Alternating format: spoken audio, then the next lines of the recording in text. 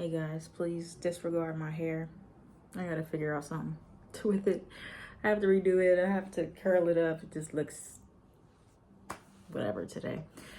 But yeah, so this is the last video that I'll be recording for the Authority series. And I should have done this like last year when I first started the Authority series, but I just never got around to it. So this is the last thing for the authorities, ego, authority, ego manifested, and ego projected for manifestors and projectors.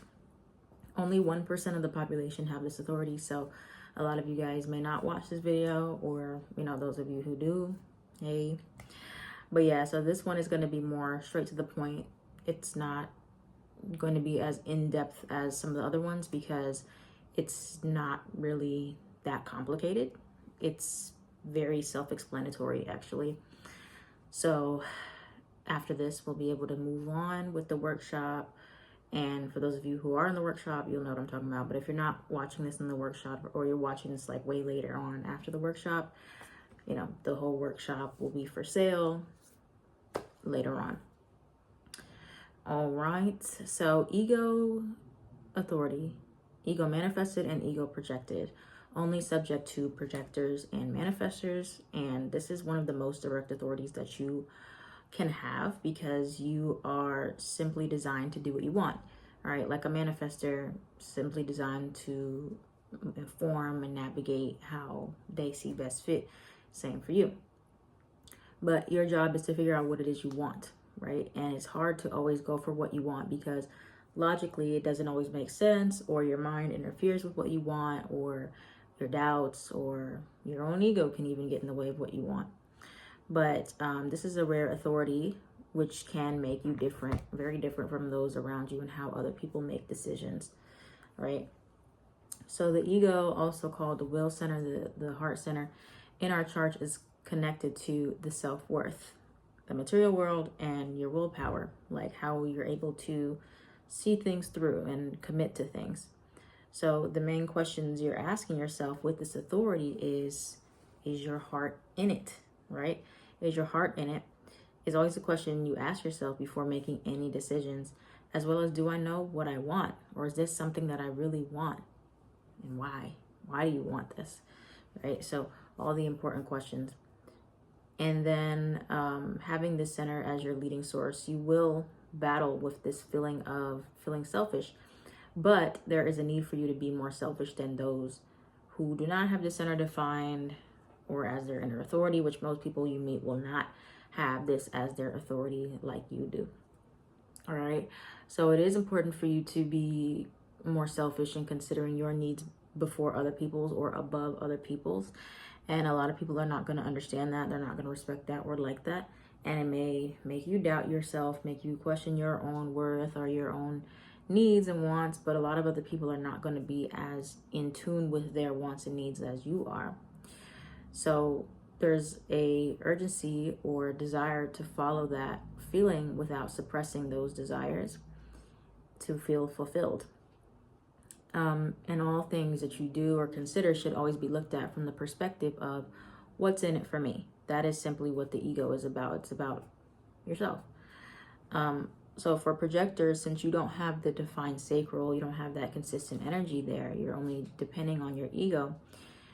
And you need to be sure about following through before you make a promise. Promises are good for people with defined will center.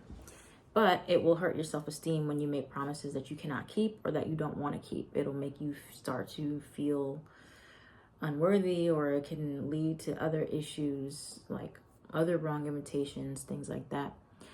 But when you get an invitation you have to ask those questions of if it's going to benefit you, or what is in it for you. And you will feel a pull towards that. You'll feel your heart like really into that, okay? Now, when you have the center defined, ego center especially, if it's your authority, you can commit to anything, but the amount of success or burnout will be of the outcome will be based upon whether or not it was meant for you, whether or not you did it just meant from a mental place or you did it because your heart was telling you to do it. So learning to overcome the fear of what others think or being judged is going to be very crucial for you. And your will center will be connected to your G center as a projector. And so that means that there's a direct impact on your identity when you accept the right invitations or the wrong invitations. And if you want to go back to when we talked about the centers, you can go back to when I explained the G center and the will center to get a better idea of like what those represent. But you will feel very lost if you accept invitations based upon anything other than your ego center. If it wasn't based on your heart, it was based on your mind, it was based on, you know, whatever other organs you want to say, then it may not be right for you. But on the other hand, you'll feel very secure and sure of yourself when it is from your heart, or you may feel a good sensation in your heart or warmth. Like, pay attention to the feelings you get in your heart when you're making decisions. Now, if you are a ego manifester specifically, you have to be incredibly selfish as well. If manifester is already meant to be very self-serving, that's just the aura you have and you carry to make your impact. You don't need any type of invitation. So it's up to you if you can commit to whatever desires you want to take on and initiate. That's your job. But it's also important that you're informing others about what you want or what you're willing to do or not do. And that's how you'll know what power you have and what to commit to. Because as a manifestor, all the power is coming from your throat center. So when you say out loud, I'm going to do this or I will do that, you're going to feel it in your heart. Like it's with a conviction, a confidence. But if you are saying that and you don't feel that in your heart, you're just like, yeah, I'll do it. Or I want to do that. You're not going to feel anything. Or you may feel resentful or anger. You may feel other emotions that are not like, you know, just fulfilling to you. So that's how you'll know when you say it out loud.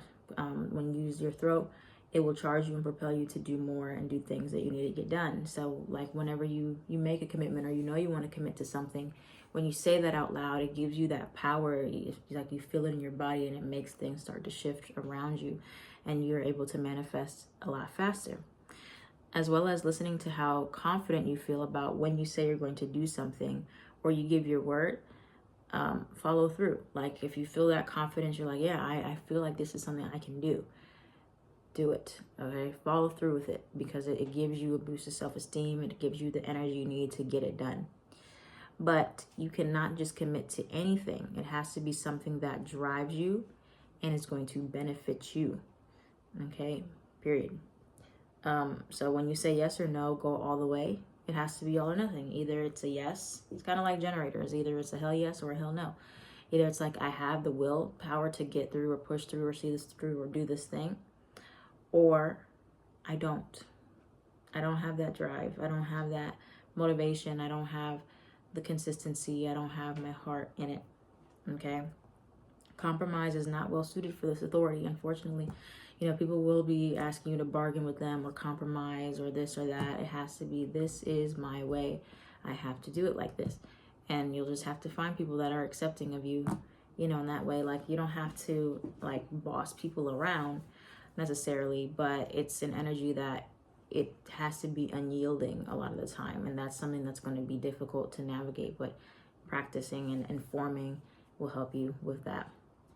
Same for projectors, unyielding with your invitations. Like, make sure that it's, you know, something that you really want, something that you really want to accept, that you know is going to bring you success in your life as a correct invitation.